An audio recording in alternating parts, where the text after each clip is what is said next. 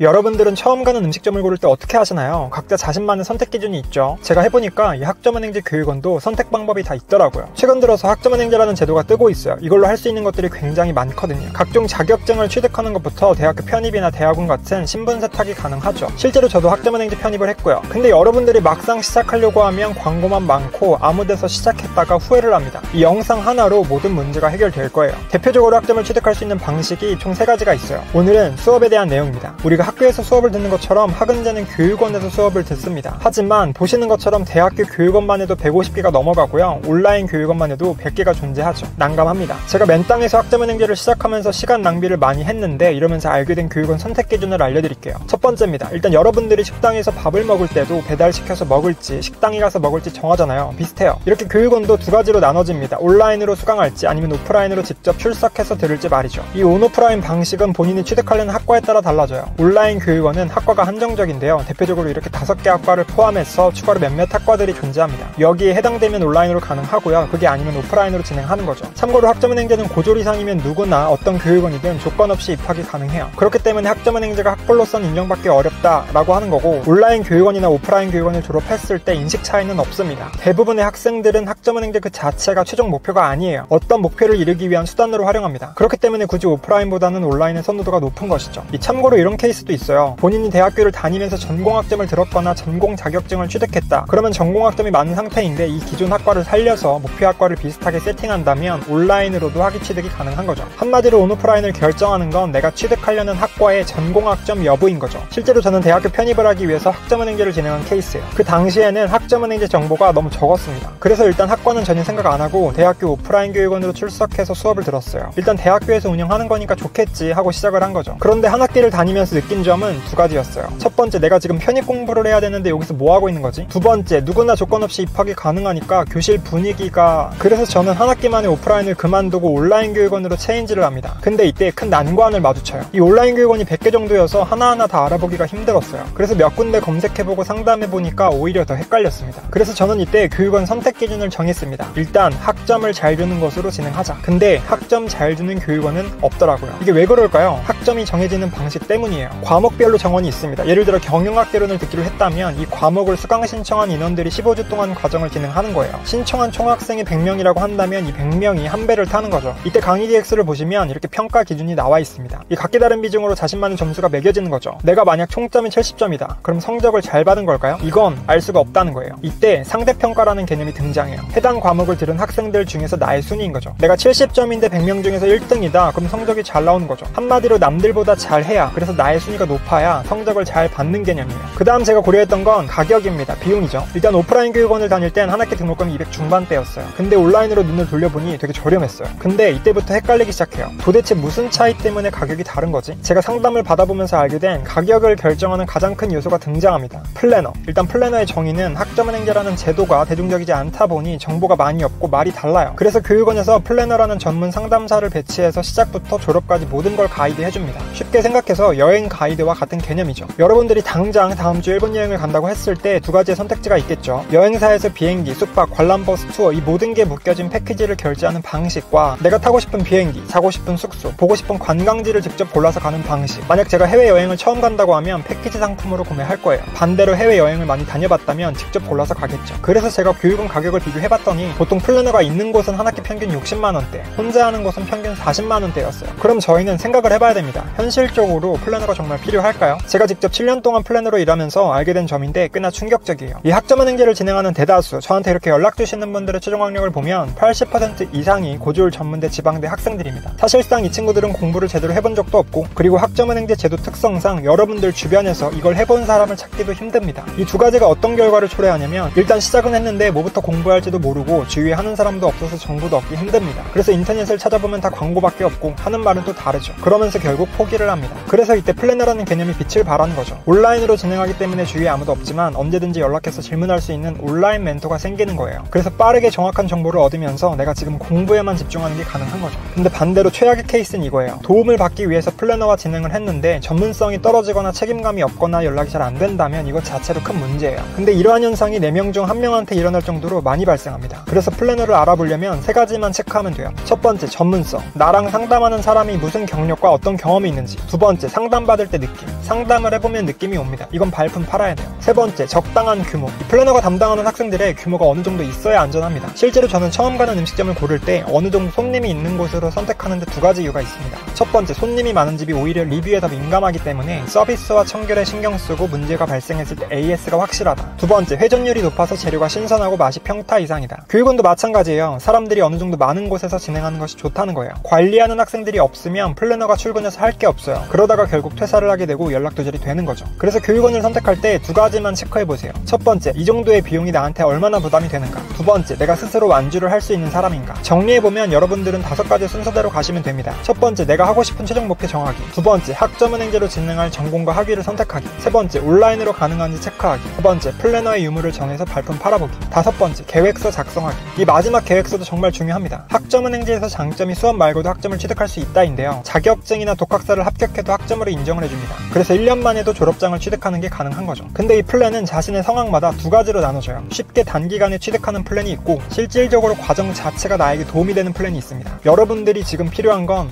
무엇인가요?